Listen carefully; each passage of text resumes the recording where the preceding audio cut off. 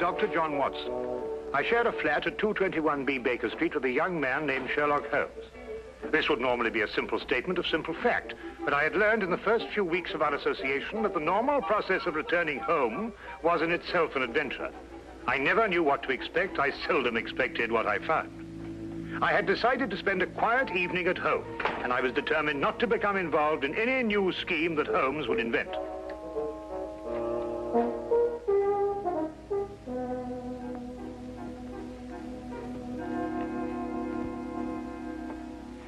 Sulfate gas. Oh? Do you remember the Dietrich case, when the defense tried to prove that no one could produce the deadly poison without a trained chemist? No. Well, I'm going to try it now. With kitchen utensils and a secondary school chemistry book. I knew it could be done. There it is, Watson. Brilliant. Now you've gone too far.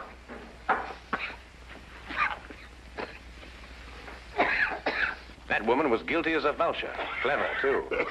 Holmes, I wish you wouldn't forget that we've got to live in these rooms. Can't imagine why the prosecution didn't think of this. The gentleman arrived here in a hansom. Appears to be coming up here. What else did you notice about our visitor? Oh, I don't know. I'd say about 30-ish, conservatively dressed. A man of modest means. What do you think, Holmes? I don't know. I didn't see him. You did. Oh, yes. Yes, of course. Oh, excuse me. Morning, do come in, will you? Good morning. Is this Sherlock Holmes' flat? Yes, indeed. Oh, sulfate gas. Oh. Mr. Holmes has been experimenting. That's Mr. Holmes. How do you do, Mr. Holmes? How do you do? I must apologize for calling upon you without an appointment, Mr. Holmes, but it is urgent. May I present my friend and colleague, Dr. Watson? How do you do? How do you do? Now then, Mr. Winthrop. Mr. Harvey Winthrop, isn't it? Have we met before, sir? No, but you mustn't underestimate your reputation. Won't you come in? And sit down. Thank you. Over there.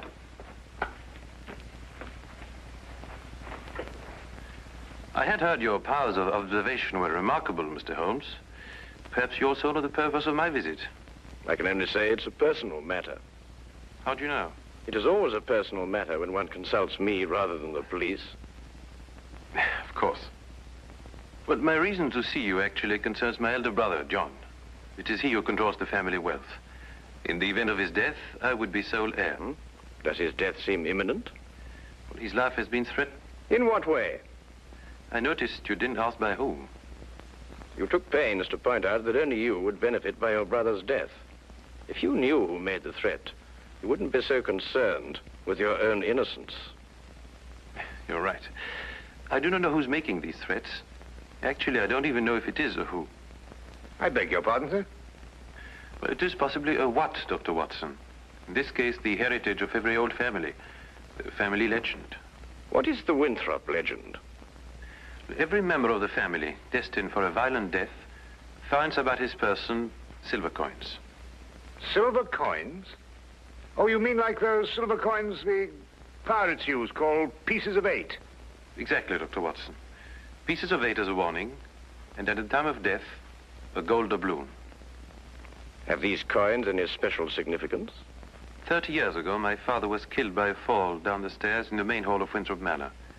A gold doubloon was found under his body. Was he actually seen to fall downstairs? No. The manor was closed and has remained so ever since. I assume your brother has discovered several silver coins? Each day for the past 7 days. I see. What has been his reaction? He has decided for the first time in 30 years to reopen Winthrop Manor. In defiance of the legend? Exactly. We are going to be there this weekend. Who is we? My brother, my fiancée, and myself. And I would like you two, Mr. Holmes and Dr. Watson, to be there as well. Well, that's very good of you, sir. Do you have any other evidence to substantiate your belief? I was very young in those days, but I can still remember the sight of my father's body at the bottom of those stairs. Dr. Watson and I will arrive at Winthrop Manor this Friday night. Oh, thank you very much. If there is anything I can do until then, or if there's any question you want to ask me before, please don't hesitate to call upon me at any time. We'll do that. Thank you. Again, thank you, gentlemen. Not at all. Good day, to you, sir. Good day. Well, Holmes, what do you think? I think it's amazing the extent to which people will go to obscure the simple facts of murder or threatened murder. You don't believe in the legend? Nonsense. Well, but after all, Holmes, you said yourself that these things very often have a basis of fact. The odor lingers.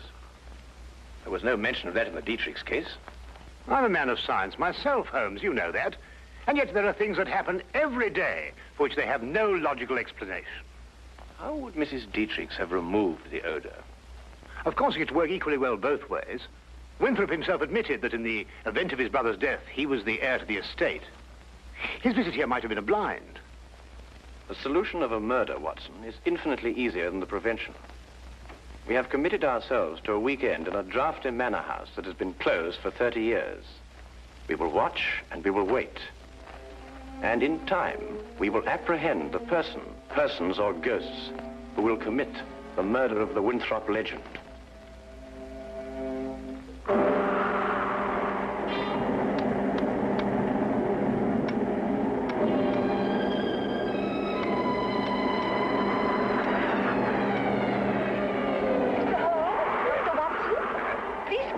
Thank you.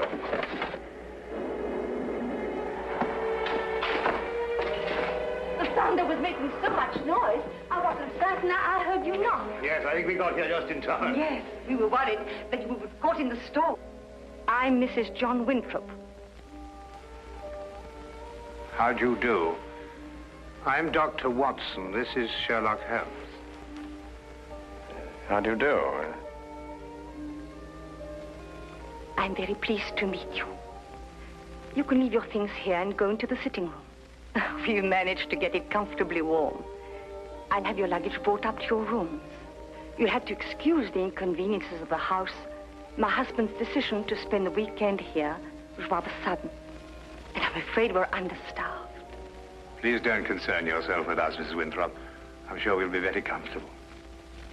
Oh, there you are. I'm glad you made it before the storm. I see you've already met my sister-in-law. Yes, we have. How do you do? Oh, Harvey, perhaps you can show Dr. Watson and Mr. Holmes to their rooms. Yes, you probably want to freshen up. Good evening, gentlemen. This is my brother, John Winthrop. Dr. Watson. How do you do? How do you do? How do you do? How do you do, sir? I hope you'll be comfortable. Or as comfortable as possible in a house that's been closed for 30 years. I feel I should apologize. Not at all, sir. I'm sure everything will be fine. I hope so. Come down to the sitting room when you're ready. It's a bit more cheerful there. Let me show you to your rooms, gentlemen. Come along, my dear.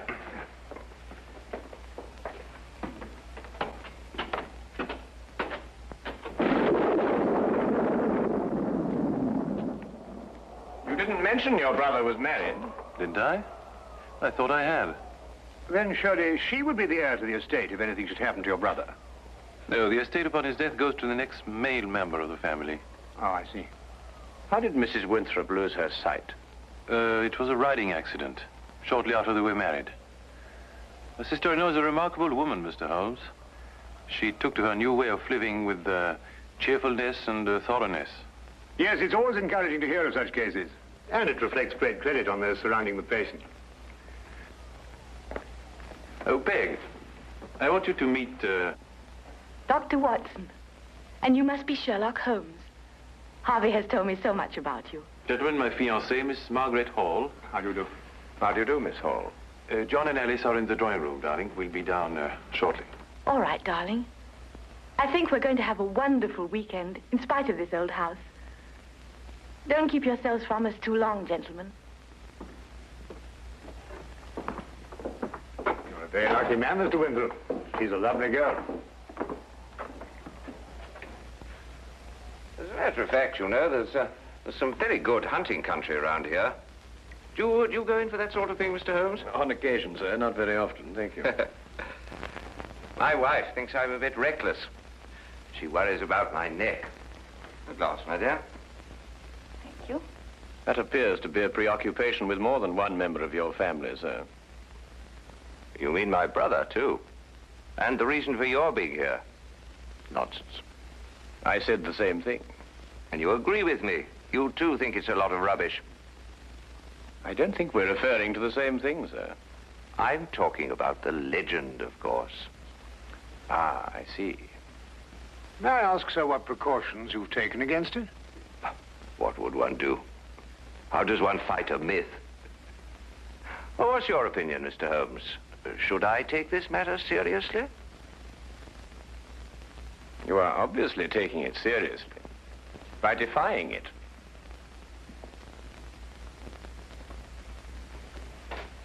By coming down here to prove that it doesn't exist.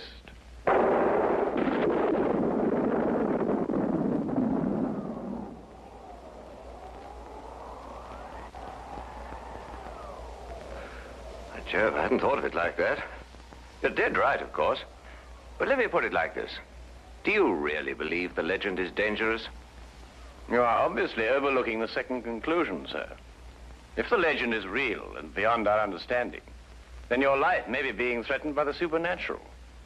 If we rule that out, then the threat has a very realistic source. In either case, the threat remains. I hadn't thought of it that way. But there are just the 6 of us here, Mr. Holmes. Surely if there is danger for John, it couldn't come from any of us. There are just the 6 of us now, Miss Hall.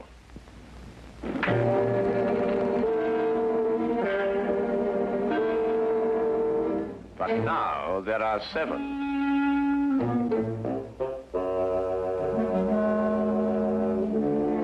John, what is it? Nothing, my dear, nothing at all. I think we'd better go into dinner. Excellent idea.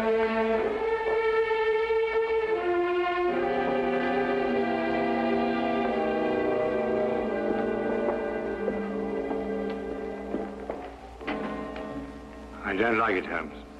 Neither do I, Watson. Neither do I.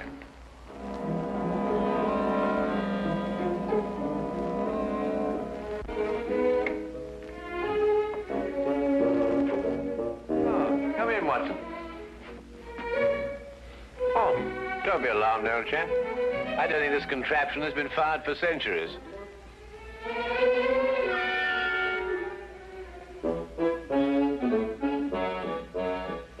You could hardly expect me to know that from here, Holmes.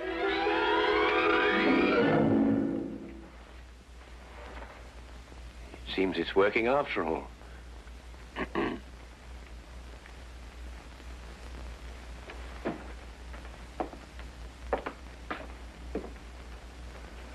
I wanted to talk to you about that dinner we just had.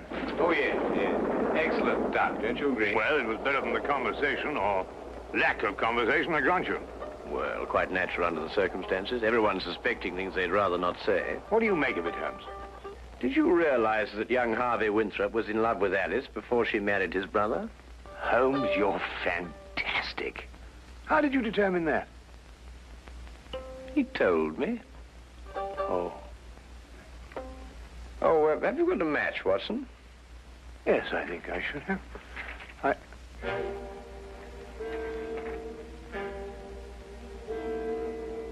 Holmes, look. Yes, I know. I slipped it in your pocket during dinner. You what? I just wanted to see how easy it was to plant those things on someone else. Well, really, Holmes, for all you know, I might...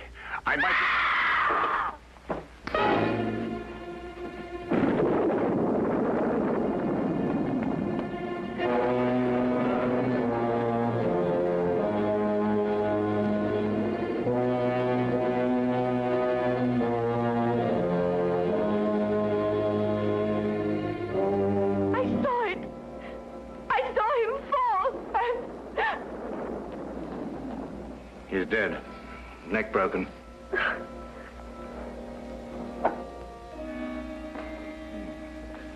A gold doubloon.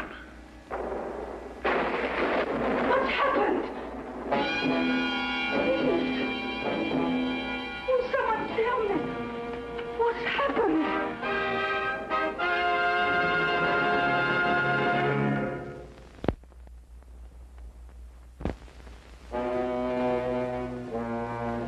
And now, we return to the case of the Winthrop legend.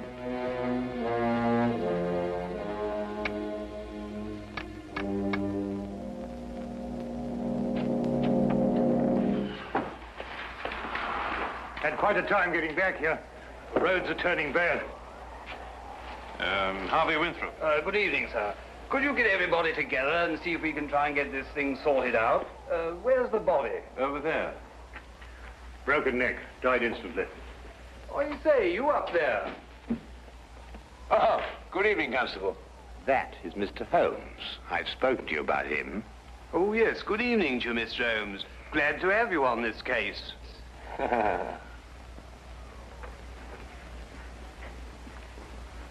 His wife. Been a terrible shock for her.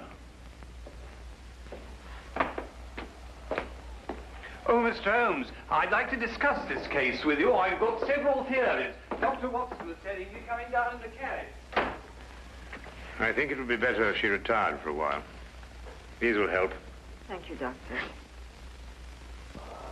Dr. Watson summarized the legend for me on the way down, but quite frankly, Mr. Holmes, I would say we're opposed to a devilish mind here. Holmes, really? I don't know. What on earth do you think you're doing? A button. At the very least, the very least. Observe, Watson, I've almost torn a button loose. Oh, so I should think after all those acrobatics. Are you going to sit like that all evening? And yet the late Mr. John Winthrop fell down a long flight of exceptionally sharp stone stairs without damaging his clothing. What's that? I'd better check. Yes, I think you had. He may not have torn a button, but he suffered some very severe damage to his neck, I'd like to remind you. An indisputable fact, my dear Watson. Well, what are you getting at, Holmes? That's right. Now we're getting somewhere. Come on, Watson, let's examine the situation more thoroughly. The killing blow was struck at the back of the neck, is that right?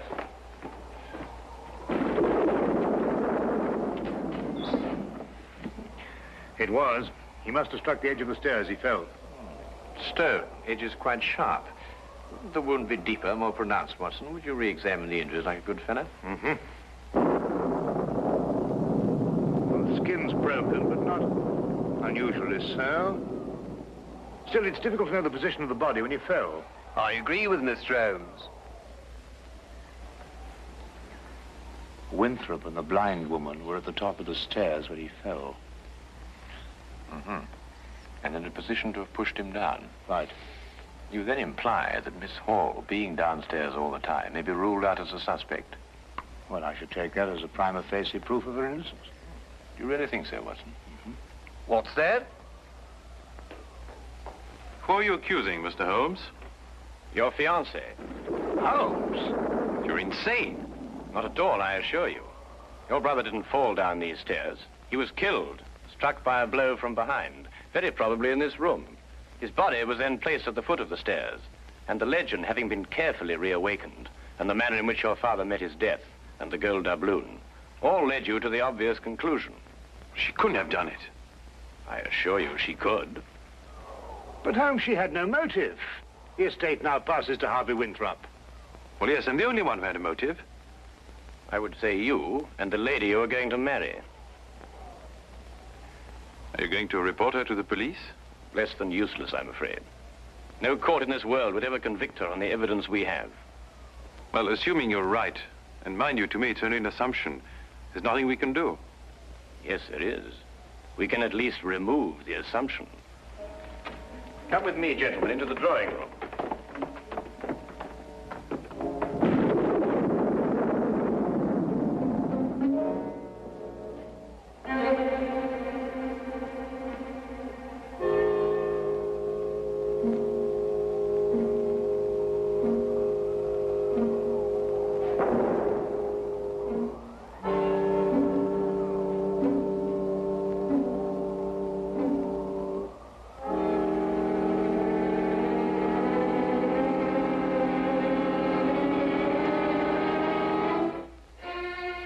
Oh, Constable. I didn't know you were there. Just looking around, routine, you know, miss. Of course. Did you want to see me? Not especially, miss. A few more things to check up on. The rest lies completely in your hands.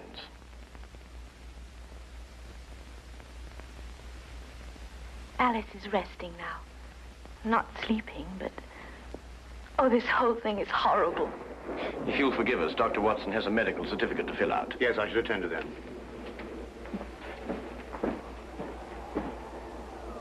Oh, Mr. Holmes. At your service, my good constable.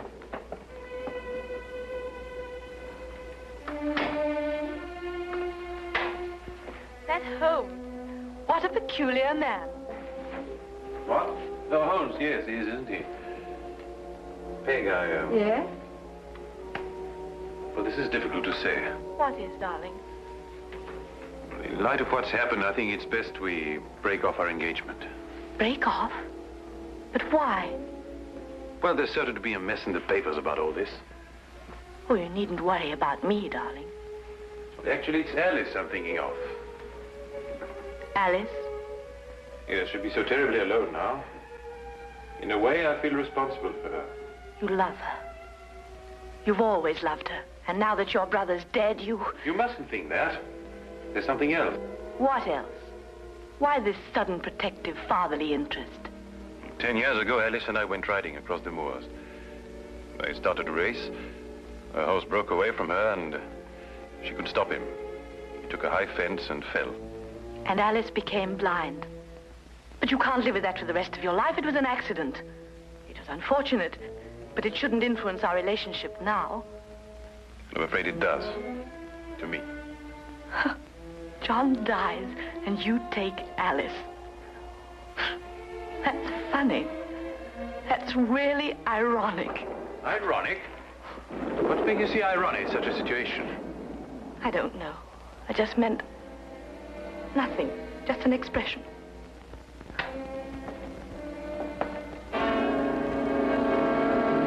Very interesting choice of words, I might add. Alas, I must confess we were eavesdropping. Is there anything you'd like to confess, Miss Hall? What does this mean? You spoke of irony.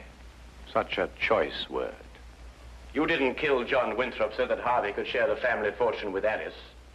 You'd have seen to that in time. You're insane. I couldn't have pushed John down the stairs. I was at the bottom myself. Well, you were in a perfect position to strike him with this. And then, very thoughtfully, placed the end in the fire to remove any evidence of the blow. No court in the world would convict me on evidence like that. You're quite right, Miss Hall. But you know the facts. And we know the facts.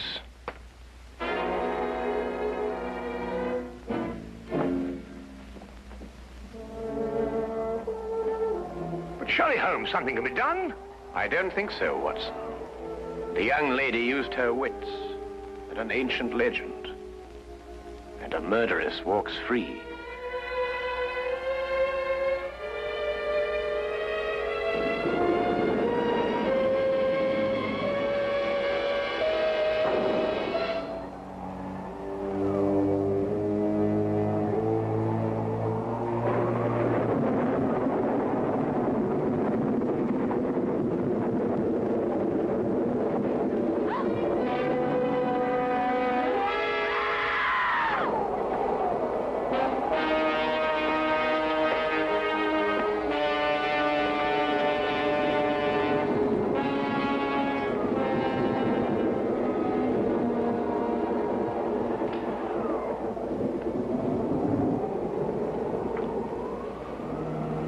But it's a gold doubloon.